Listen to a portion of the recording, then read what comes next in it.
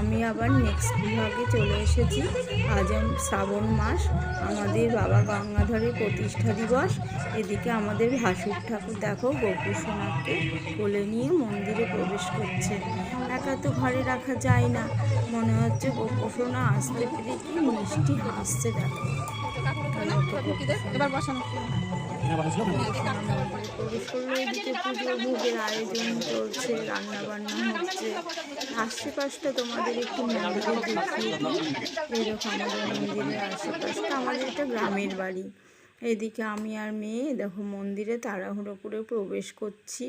পুজো শুরু হয়ে গেছে। এই দেখো পুজো এবার চলছে। আমাদের কুলপুরোহিত আমাদের সব কিছু শুভ কাজ আচার অনুষ্ঠান উনি করে থাকেন। দেখো কি নিষ্ঠাভাবে উনি পুজো করে চলেছেন। শ্রাবণ মাসে শিব পুজো, তোমরাও একটু